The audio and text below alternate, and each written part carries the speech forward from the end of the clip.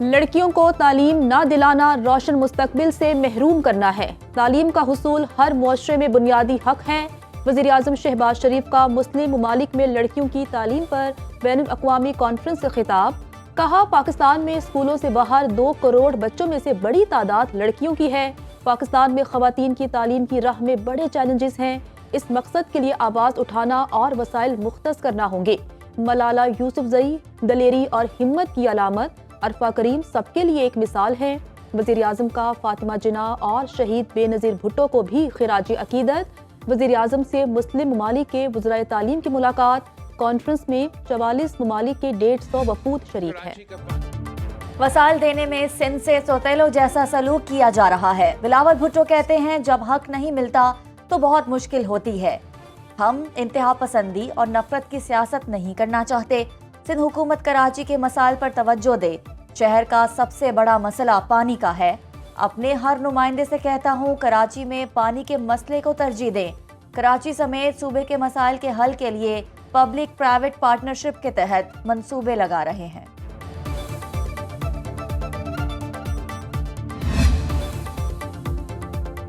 بلاول بھٹو نے کراچی میں شہید Zulfiqar Ali Bhutto express way phase 1 کا افتتاح کر دیا۔ خود گاڑی چلا کر شاہ فیصل انٹرسیکشن سے ٹول پلازا تک سڑک کا معائنہ کیا۔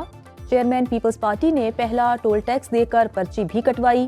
وزیر اعلیٰ سندھ مراد علی شاہ نے کہا شارع بھٹو پاکستان کا سب سے بڑا پبلک پرائیویٹ پارٹنرشپ منصوبہ ہے۔ ہم کام کرنے آئے ہیں اور کر کے دکھائیں گے۔ چاہتے ہیں کراچی پورا ملک چلانے کے قابل ہو۔ ملیر ایکسپریس وے سے سرمایہ کاروں کو فائدہ ہوگا۔ پنجاب میں پاکستان کا پہلا دھی رانی پروگرام لانچ کر دیا گیا۔ وزیر اعلیٰ مریم نواز کی 50 جوڑوں کی اجتماعی شادیوں کی تقریب میں شرکت۔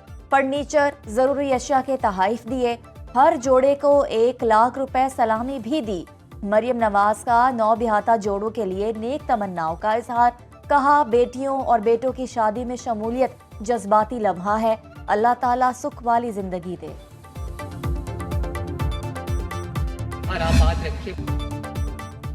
حکومت اور اپوزیشن میں تیسرے مذاکراتی دور کی تاریخ طے نہ پا سکی۔ پاکستان تحریک انصاف کا بانی سے ملاقات کے بغیر معاملات آگے نہ بڑھانے پر غور۔ وزیر اعلیٰ کے پی کی اسلام آباد میں اہم ملاقاتیں۔ بات چیت سے پہلے بانی سے ملاقات کی شرط کا پیغام حکومت کو بھجوانے کا مشورہ۔ پارٹی ایشوز پر بھی مرکزی قیادت سے مشاورت۔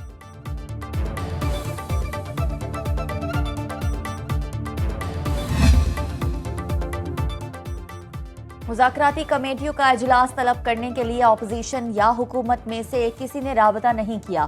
حکومت اور اتحادی فیصلہ کر لیں ملاقات ہو سکتی ہے یا نہیں۔ اسپیکر قومی اسمبلی ایاز صادق کا بیان۔ کہا مذاکراتی کمیٹی کی بانی پی ٹی آئی سے ملاقات حکومت نے کرانی ہے، میری ذمہ داری نہیں۔ اسد کیسر کو واضح کر دیا تھا، بانی پی ٹی آئی سے ملاقات کا مطالبہ حکومت تک پہنچا دیا ہے۔ فریقین جب کہیں گے 1-2 روز کے نوٹس پر اجلاس بلانے کے لیے تیار ہوں۔ بانی تحریک انصاف کو بنی گالہ منتقل کرنے کی کوئی پیشکش نہیں ہوئی، یہ ان کی اپنی خواہش ہو سکتی ہے۔ وزیر دفاع خواجہ آصف کا سیالکوٹ میں تقریب سے خطاب۔ کہا پاکستان تحریک انصاف کا ہر حربہ ناکام ہوا۔ تحریک انصاف کے رہنماؤں کی کسی بات میں صداقت نہیں۔ دہشت گردی ختم اور امن ہو جائے تو خود کفیل ہو جائیں گے۔ سازشوں کے باوجود معیشت ترقی کر رہی ہے۔ ملک میں سیاسی استحکام کے لیے کوششیں جاری ہیں۔ ترسیلات زر میں اضافہ ہوا۔ معیشت کے تمام اشاریے بہتری کی طرف جا رہے ہیں۔ خواجہ آصف اور مریم نواز مذاکرات ناکام بنانا چاہتے ہیں۔ پی ٹی آئی رہنما اسد کیسر کہتے ہیں ہم نے پاکستان کی خاطر ایک قدم آگے بڑھنے کی کوشش کی۔ حکومت نے وعدہ کیا تھا بانی سے ملاقات کرائی جائے گی، اب حکومت اپنی بات سے پیچھے ہٹ رہی ہے۔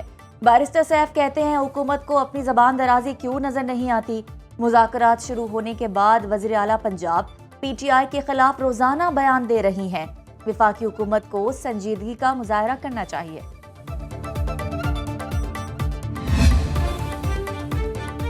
بانی تحریک انصاف کا 9 مئی کے 8 مقدمات میں ضمانت کے لیے لاہور ہائی کورٹ سے رجوع۔ جناح ہاؤس حملہ کیس اور دیگر مقدمات میں درخواست ضمانت دائر۔ موقف اختیار کیا۔ 9 مئی والے دن اسلام آباد میں نیب کی تحویل میں تھا۔ سیاسی انتقام کے لیے مقدمات میں نامزد کیا گیا۔ ضمانت منظور کر کے رہا کرنے کی استدعا۔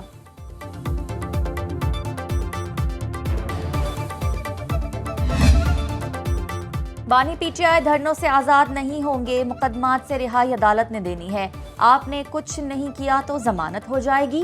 گورنر خیبر پختونخوا فیصل کریم کھنڈی کی کراچی میں نیوز کانفرنس، کہا خیبر پختونخوا میں آگ لگی ہے، خیبر پختونخوا حکومت اسلام آباد کو جلانا چاہتی ہے، وفاقی حکومت کو پارا چنار میں مداخلت کرنا پڑے گی۔ علی امین گنڈاپور وفاق کے ساتھ بیٹھتے ہیں تو کچھ کہتے ہیں، باہر نکل کر بیان بدل لیتے ہیں۔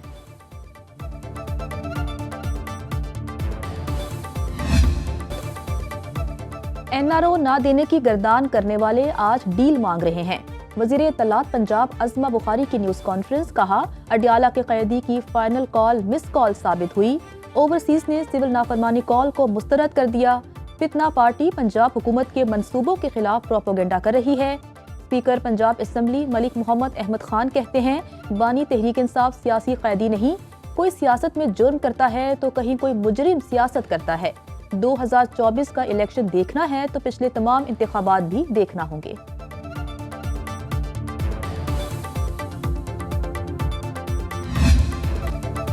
مدارس اپنے نظام تعلیم میں سرکاری مداخلت تسلیم نہیں کریں گے، صوبوں میں بھی مدارس رجسٹریشن کے لیے قانون سازی جلد کی جائے۔ حکومت نے کچھ مدارس کو اپنے کنٹرول میں رکھنے کے لیے اقدامات کیے۔ مولانا فضل الرحمان کہتے ہیں، صرف معاشی اشاریوں سے کام نہیں چلتا، عوام کو ثمرات ملیں گے تو ثابت ہوگا کہ معیشت بہتر ہے۔ اصولوں پر سمجھوتا کرنے والے سیاستدانوں سے شکوہ ہے، ملک کا نظام بہتر کرنے کے لیے ایک جگہ ٹھہرنا ہوگا۔ پی ٹی آئی نے مذاکرات کے حوالے سے اعتماد میں نہیں لیا، تمام معاملات قومی اتفاق رائے سے حل ہونے چاہیے۔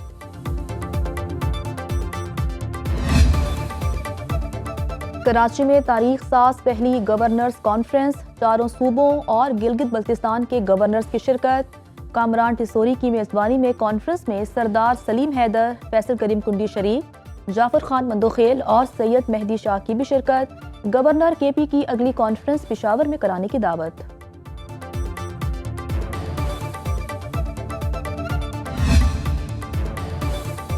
اوورسیز پاکستانیوں کی ملک میں ریکارڈ سرمایہ کاری، 4 سال میں 9 ارب 34 کروڑ ڈالر کی بڑی انویسٹمنٹ کی۔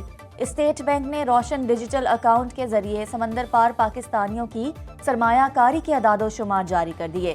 ستمبر 2020 میں 70 لاکھ ڈالر سے سرمایہ کاری کا سفر شروع ہوا۔ اکاؤنٹ ہولڈرز کی تعداد 7,78,700 سے بڑھ چکی۔ دسمبر 2024 میں 40 کروڑ ڈالر سودی آمدنی میں لگائے۔ اسلامک فائنانسنگ میں 75 کروڑ ڈالر کی سرمایہ کاری کی گئی۔ اسٹاک مارکیٹ میں 6 کروڑ ڈالر کے حصص بھی خریدے۔ وزارت خزانہ نے آئندہ مالی سال کے بجٹ پر کام شروع کر دیا۔ ذرائع کے مطابق وزارتوں کو فالتو اسامیاں ختم کرنے اور نئی اسامیاں پیدا کرنے پر پابندی برقرار رکھنے کی ہدایات جاری۔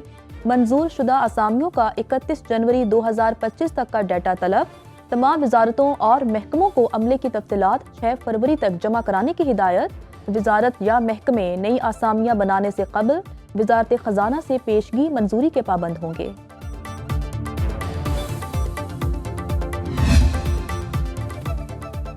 کراچی میں دلیر خاتون نے ڈاکو کو بھاگنے پر مجبور کر دیا، video viral. Federal be area میں موٹر سائیکل سوار ڈاکو نے گھر کے باہر کھڑی خاتون سے لوٹ مار کی کوشش کی۔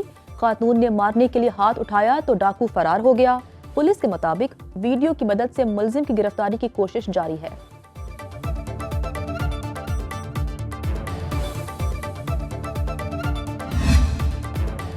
ملک بھر میں شدید سردی کی لہر برقرار، لاہور کے مختلف علاقوں میں ہلکی بارش، ساہیوال، پاک پتن، اوکاڑا، بہاول نگر میں بھی بادل برسے۔ سردو میں درجہ حرارت -9، گلگت میں -5 ڈگری ریکارڈ، اسلام آباد میں درجہ حرارت 1 ڈگری تک گر گیا، کراچی میں پارہ 12، پشاور 2 اور کوئٹہ میں -2 ڈگری ریکارڈ۔ پنجاب کے بیشتر علاقوں میں دھند کا راج، موٹر ویز کے مختلف سیکشن بند۔ محکمہ موسمیات کی آزاد کشمیر، مری اور گلیات میں بارش اور برف باری کا الرٹ۔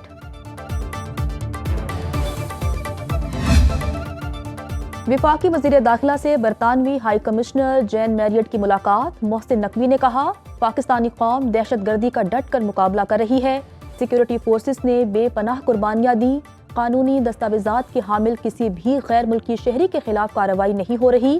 پاکستان برطانیہ سے دیرینہ تعلقات کو انتہائی قدر کی نگاہ سے دیکھتا ہے۔ برطانوی ہائی کمشنر نے کہا پاکستان سے مختلف شعبوں میں تعاون کے خواہاں ہیں۔